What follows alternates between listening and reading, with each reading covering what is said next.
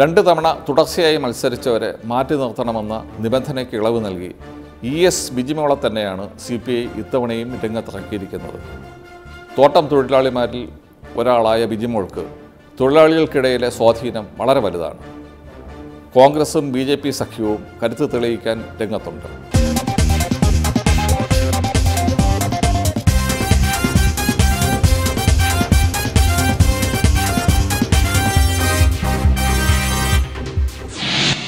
കഴിഞ്ഞ 2 തവണയായി തുടർച്ചയായി ഇവിടെ CPIയിലെ ES ബിജിമോളാണ് വിജയിക്കുന്നത്.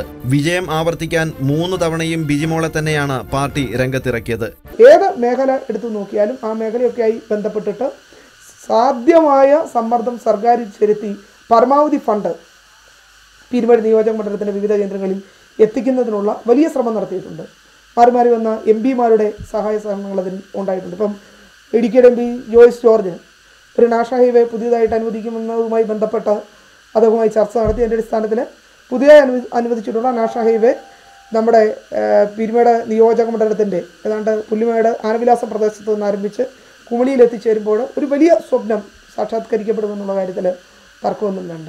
നിരവധിയായിട്ടുള്ള പൊതുമരാമത്ത് വകുപ്പുമായി ബന്ധപ്പെട്ടിട്ട് PWD ഡിപ്പാർട്ട്മെൻറ്റുമായി ബന്ധപ്പെട്ട് ഏതാണ്ട് 37 കോടി രൂപയുടെ വികസന പ്രവർത്തനങ്ങൾ ഇതിനോടകം നമുക്ക് പൂർത്തിയാക്കാനായിട്ട് കഴിഞ്ഞിട്ടുണ്ട്. അസറ്റ് ഡെവലപ്മെൻറ്റ് ഫണ്ടിൽ നിന്ന് നിരവധിയായിട്ടുള്ള വികസന പ്രവർത്തനങ്ങൾ ഈ മേഖലയിൽ വിവിധ മേഖലകളിലായി പൂർത്തിയാക്കാനായിട്ടും കഴിഞ്ഞിട്ടുണ്ട്.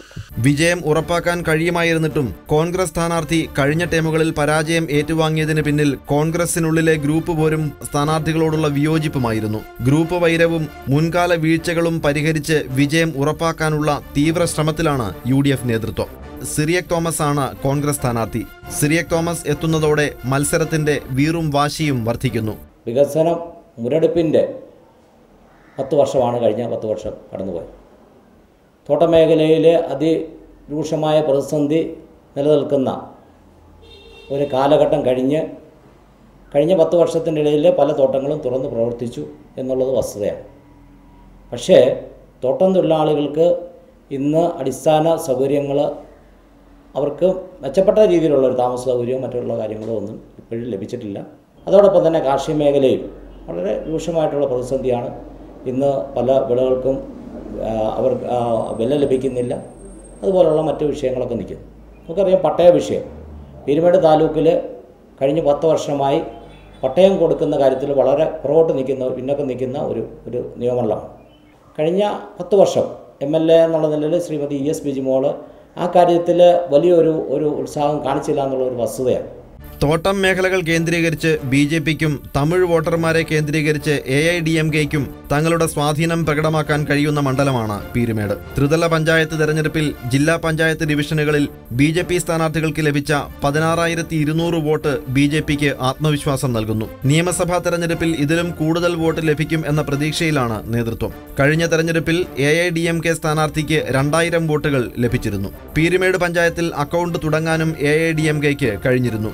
BJP AIDMK കൂട്ടുകെട്ടിനൊപ്പം BDJSന്റെ വോട്ടുകൾ കൂടിയാകുമ്പോൾ ഇടതു വലതു മുന്നണികളെ പ്രതിസന്ധിയിലാക്കാൻ BJPക്ക് കഴിഞ്ഞേക്കാം.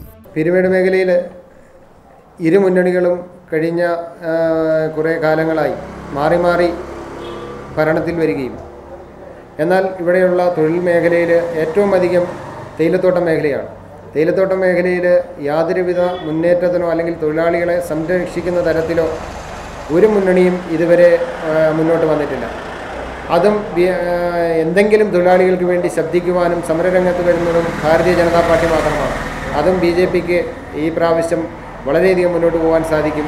കുന്നും മലകളും നിറഞ്ഞ മണ്ഡലത്തിന്റെ പല മേഖലകളിലും കാലാകാലങ്ങളായി വികസനം പലതും എത്തിയെന്ന സത്യം നിലനിൽക്കുമ്പോഴും മുല്ലപ്പെരിയാർ ഡാമിന്റെ ഭീഷണിയും പീരുമേട് ടീ കമ്പനി ഉൾപ്പെടെയുള്ള തോട്ടങ്ങളിലെ പ്രതിസന്ധിയും തുടരുകയാണ്. ഈ പ്രദേശത്തെ സംബന്ധിച്ചിടത്തോളം ഏറ്റവും വലിയ ഒരു പ്രശ്നം തന്നെയാണ് മുല്ലപ്പെരിയാർ വിഷയം. ഞങ്ങളെയൊക്കെ സംബന്ധിച്ചിടത്തോളം 1979 മുതൽ തന്നെ ഈ ഡാം ബലക്ഷയമാണെന്ന് എല്ലാവരും ബോധ്യപ്പെട്ട് നിൽക്കുന്നതും അതനുസരിച്ച് ആവശ്യമായ പരിഹാരം ഉണ്ടാക്കണമെന്ന് ആവശ്യപ്പെടുകയും ചെയ്തിട്ടുള്ളതാണ്. 2006 സുപ്രീം കോടതിയിൽ നിന്ന് 142 അടിയിലും തുടർന്ന് 150 അടിയിലേക്കും വർദ്ധിപ്പിക്കാൻ ഉത്തരവുണ്ടായ സാഹചര്യത്തിലാണ് മുല്ലപ്പെരിയാർ സമരസമിതിയുടെ സമരപരിപാടികൾ ആരംഭിച്ചിട്ടുള്ളത്. ആ സമരം ഏറ്റവും പ്രോജ്വലമായി കൊണ്ടുവരാൻ ഞങ്ങൾക്ക് കഴിഞ്ഞിട്ടുണ്ട്. ഏതൊരു സമരത്തിനും ഒരു സമരസമിതിക്കും കഴിയാവുന്നതിനേക്കാൾ കൂടുതൽ ഈ സമരത്തെ ഏറ്റവും വലിയൊരു സമരമാക്കി കൊണ്ടുവരാൻ ഞങ്ങൾക്ക് കഴിഞ്ഞു. അതിനപ്പുറത്തേക്ക് ചെയ്യാൻ സമരസമിതിക്ക് കഴിയില്ല എന്നുള്ളതാണ് വസ്തുത. ഇക്കാര്യത്തിൽ പരിഹാരം കാണേണ്ടത് സർക്കാരുകളാണ്. കേരളത്തിലെ സർക്കാരും കേന്ദ്ര സർക്കാരുമാണ് ഇക്കാര്യത്തിൽ പരിഹാരം കാണേണ്ടത്.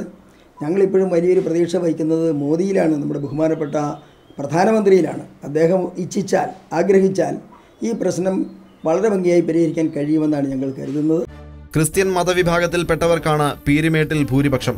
അതിനാൽ തന്നെ ഇരു മുന്നണികളും അംഗത്തി നിറക്കുക ക്രിസ്ത്യൻ സ്ഥാനാർത്ഥികളെയാണ്. SNDP സമുദായവും തൊട്ടു പിന്നാലെയുണ്ട്. കാർഷിക മേഖലകളായ പഞ്ചായത്തുകളിൽ ക്രിസ്ത്യൻ വോട്ടുകളാണ് ഏറെയും. SNDPക്കും ചില മേഖലകളിൽ നിർണായക സ്വാധീനമുണ്ട്. ക്രിസ്ത്യാനികൾ 33%, ഈഴവർ 27%, മുസ്ലിം 17%, നായർ 7%, പട്ടികജാതി 3% എന്നിങ്ങനെയാണ് ജാതി തിരിച്ചുള്ള ശതമാന കണക്ക്. ഈ പീരുമേട് അസംബ്ലി മണ്ഡലം തോട്ടം തൊഴിലാളികളുള്ളൊരു മണ്ഡലമാണ്.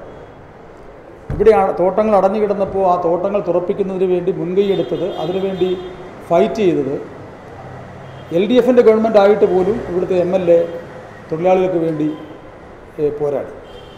അതിൻ്റെ ഭാഗമാണ് അവർ താട്ടും കെട്ടി അവരുടെ മന്ത്രി പങ്കെടുത്ത ചടങ്ങിൽ അവർ പങ്കെടുത്തത്. ഈ പ്രശ്നം അവരുടെ LDF ഗവൺമെൻറ്റിൻ്റെയും മന്ത്രിമാരുടെയും ജനങ്ങളുടെയും മുമ്പിൽ എത്തിക്കുക എന്നുള്ള സതുദ്ദേശത്തോടുകൂടി ചെയ്തൊരു കാര്യമാണ്. മുല്ലപ്പെരിയാർ അണക്കെട്ടെന്ന് പറഞ്ഞാൽ ഇടുക്കി ജില്ല ഉൾപ്പെടെയുള്ള 10-40 ലക്ഷം ജനങ്ങളെ ബാധിക്കുന്നതാണ്. ആ പ്രശ്നം ജനശ്രദ്ധയെ കൊണ്ടുവരാൻ വേണ്ടിയാണ് AK ആൻ്റണിക്ക് ലൈഫ് ജാക്കറ്റ് കൊടുത്തത്. ഒത്തിരി വിമർശനം വന്നിട്ടുണ്ട്, വന്നോട്ടെ.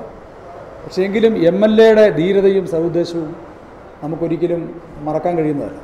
മണ്ഡലത്തിൽ ആകെ 9 പഞ്ചായത്തുകളാണ് ഉള്ളത്. അതിൽ 5 പഞ്ചായത്തുകളിൽ LDFും 3 പഞ്ചായത്തുകളിൽ UDFും ഭരിക്കുന്നു. നറുക്കെടുപ്പിലൂടെയാണ് അയ്യപ്പൻകോവിൽ പഞ്ചായത്ത് LDFന് ലഭിച്ചത്. മണ്ഡലത്തിലെ 3 ജില്ലാ പഞ്ചായത്ത് ഡിവിഷനുകളിൽ 2 കോൺഗ്രസിനും 1 പഞ്ചായത്ത് LDFനും ലഭിച്ചു.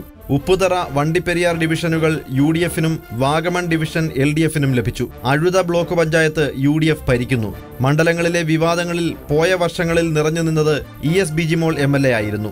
AK ആന്റണിക്ക് ലൈഫ് ജാക്കറ്റ് നൽകിയതും RDOയെ കയ്യേറ്റം ചെയ്തതും എല്ലാം ഇക്കഴിഞ്ഞ ടേമിലായിരുന്നു. ADMനെതിരായ നടപടികളുടെ പേരിൽ ബിജിമോൾക്കെതിരായ നിയമ നടപടികളെ ചൊല്ലി പോലീസിന് ഹൈക്കോടതിയിൽ നിന്നും രൂക്ഷ വിമർശനം ഏൽക്കേണ്ടി വന്നതും ഈയിടെയായിരുന്നു. എന്നാൽ ഇത്തരം വിവാദങ്ങളൊന്നും മണ്ഡലത്തിലെ ജനങ്ങളോ പാർട്ടിയോ കണക്കിലെടുത്തിട്ടില്ല. അത്ഭുതങ്ങൾ സംഭവിക്കാൻ സാധ്യത കുറഞ്ഞ മണ്ഡലമാണ് പീരുമേട്. എങ്കിലും ഇവിടെ തെരഞ്ഞെടുപ്പ് ചൂടിന് കുറവില്ല. ഇടുക്കി ജില്ലയിലെ മറ്റു പ്രധാന മണ്ഡലങ്ങളുടെ തെരഞ്ഞെടുപ്പ് ചിത്രം പോൾ ഡയറി നാളെ പരിശോധിക്കും.